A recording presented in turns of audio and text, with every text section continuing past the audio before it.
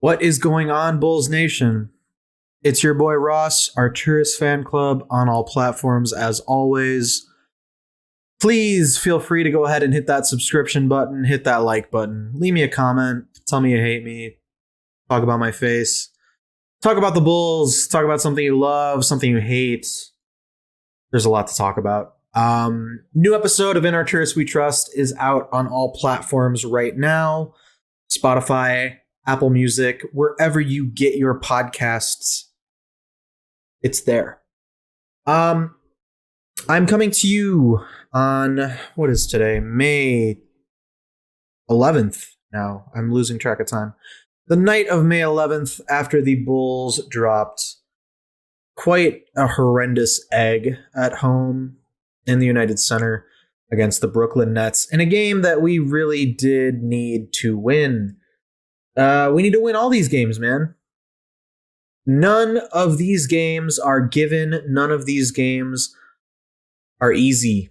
And right now, the Bulls are on the outside looking in. Kind of need a miracle if we expect to make the playoffs, which I think at this point, none of us are really expecting, which kind of sucks. I guess the question is, where do we go from here? The Bulls haven't won 4 straight games since 2017. Okay? 2017, I was working a different job. I was at a different place in my life. 2017 feels like a century ago. 2017 doesn't feel like recent. It doesn't feel like something that we're recently recovering from. 2017 was a long time ago. It hurts to watch my favorite team drop this low.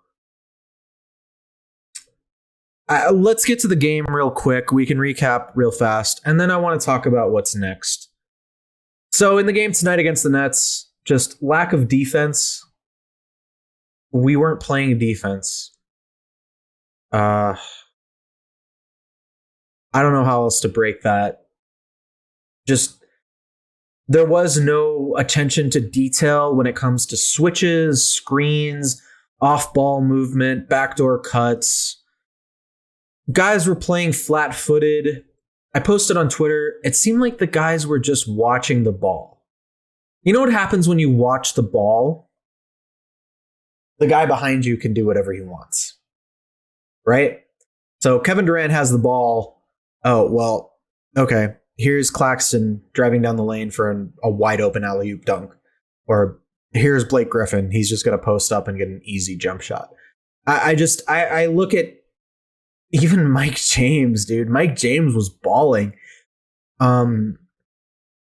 Tonight, I was particularly upset with the effort from Nikola Vucevic, who I love. I am super happy that he is on our team.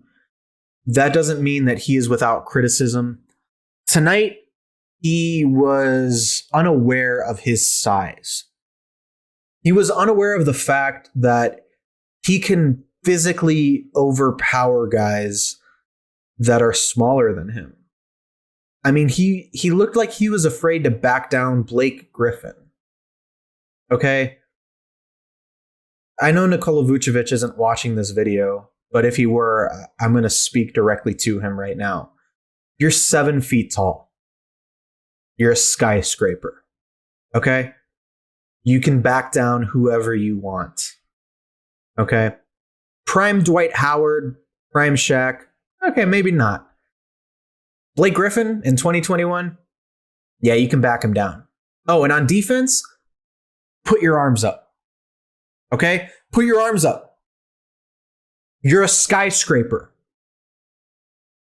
Mike James and Kyrie Irving should not be blowing by you for easy layups. You are a skyscraper. Put your arms up.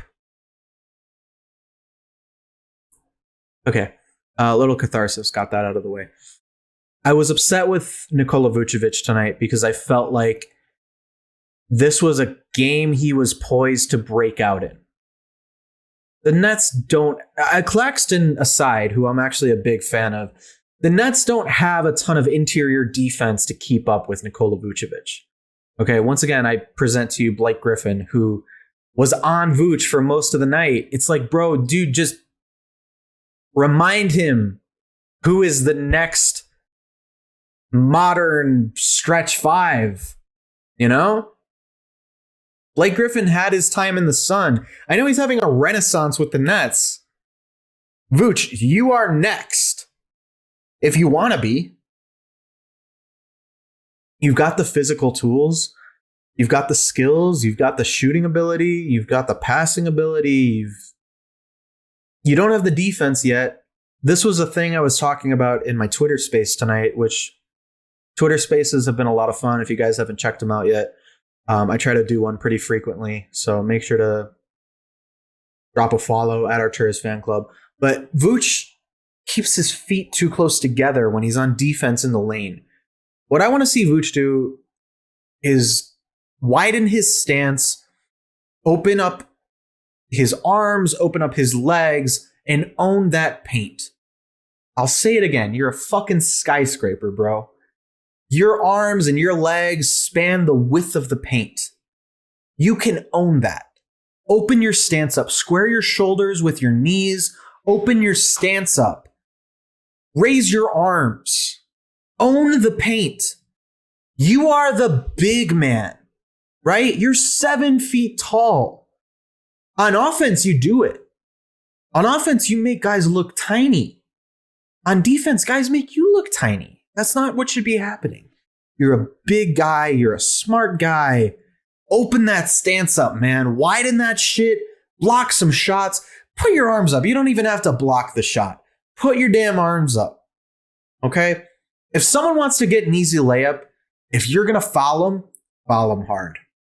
Okay? Physicality. If they're going to get 2 shots to the line anyway, might as well make them feel it. That's the problem that the Bulls have this season. They don't have physicality. Daniel Tice is the only guy that I see playing with physicality. And half the time, Daniel Tice is out at the 3-point line trying to cover up a missed assignment like he was on Mike James a few times during this game. On offense, hitting a 3 because no one else seems to be capable of it.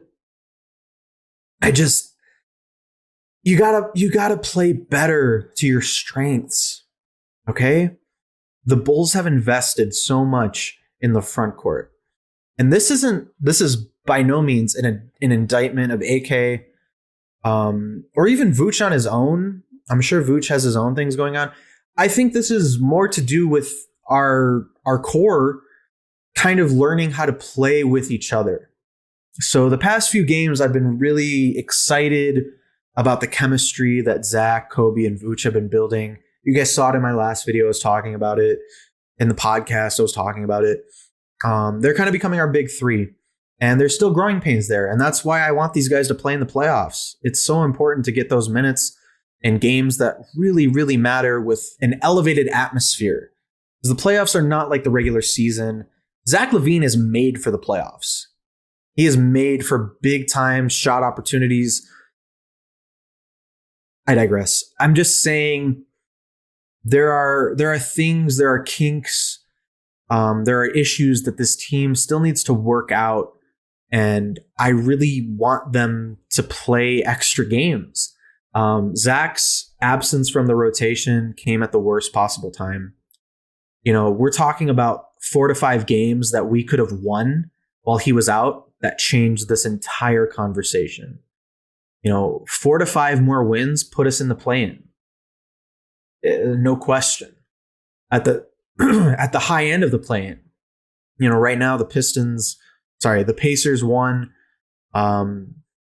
And, you know, the Wizards, they're not going to slow up anytime soon. The Wizards' remaining opponents are what?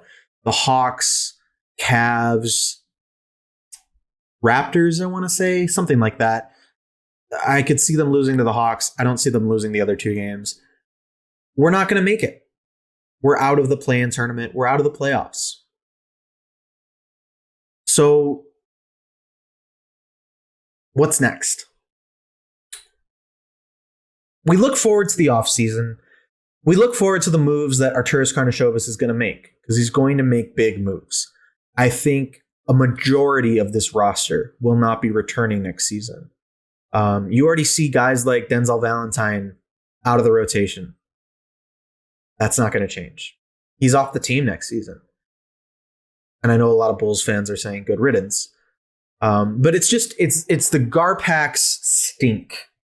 It's the Garpax fingerprints that are still all over this roster. Laurie Markkanen, he's not coming back. He's just not. Tomas Satoransky, I don't really see it. I know he's under contract, but I don't really see it. I don't see how he fits into the future of this team. Thaddeus Young is a difficult one for me. I had a lot of comments on my last video breaking down the cap situation with the Bulls. Definitely go check that out, by the way. I broke down how much money the Bulls are looking to spend this offseason should things kind of go AK's way, and how AK can win the offseason. But with Thaddeus Young, it's like you can make 2 or 3 contracts out of his contract. You know what I'm saying? You can get 2 to 3 role players out of a significant role player. It depends where you see your value. If we're getting more veterans, honestly, Thad Young is replaceable. That's the truth. Thad Young is replaceable. I love the guy. I think that he has been super important for the development of our young players this season. But, I mean, at the end of the day, they're not making the playoffs. What's the point, If you can get something for him, if you can get a second rounder even, AK is known to make magic with those second rounders. Just do it, honestly. And if you can package him into maybe a sign and trade deal to get rid of Laurie Markkanen, or if you could package him into a trade to get rid of Al-Farouq Aminu, whose contract next season is going to look a lot like Cristiano Felicio's has the past couple seasons. A guy who's making $10+ million, not playing any minutes. That's what we're looking at in Al-Farouq Aminu. By all accounts, a really decent person. AK's got to do something with that. So there are, as I've said many times, a lot of avenues to improve this team this offseason. It's just, I'm interested to see what happens, because there's no easy avenue. I guess the easy avenue is we make the sign and trade for Lonzo. Who knows what the Pelicans want, and who knows if we can even make that happen. I mean, who knows if they want Laurie Markkanen? They probably don't. They probably want Kobe White. But Kobe White didn't really do anything in a big game tonight. As good as he's been, and as willing as I am to admit that I was wrong about him earlier this season and wanting to sell him at the trade deadline, I said that at the trade deadline. I said we missed the boat on trading Kobe. Ever since Zach was out, Kobe's been super consistent. I kind of regretted saying that, but it's like at the same time, how I don't know how important is that stretch of games when Zach was out if you can't replicate that success against a good team like the Nets. Like, okay, you beat the Pistons, they were banged up. You beat the Hornets, they were banged up. You beat the Celtics on primetime, and you deserve respect for that. You deserve credit for that. That was a big win. But if you're clawing for your playoff life, if you're clawing for the future, you can't lose this game against the Nets when Kyrie Irving goes out midway through the game and they don't have James Harden. It's just, you can't lose this game in such a dramatic fashion. Like, okay, you want to lose down the wire, that's one thing. You fought, you clawed, you tried to win. Okay, I'd feel better about that. This game was down, the team was down by 19 points at the beginning of the fourth quarter. That's no recipe to win. It makes me upset, but once again, we look forward to the future. We look forward to what AK might do this offseason. I think the big questions we have to ask ourselves what is Kobe White and what is his value? Is he our starting point guard? Is he worth denying a trade for Lonzo? If the Pelicans say it's Kobe or nothing, I mean, trade Kobe. That's probably the biggest question going into this offseason is what is Kobe White's value to us? The second biggest question is how do you get out of these contracts? And I know AK can do it. Like I said, I talked about it on my last video. I know AK can do it.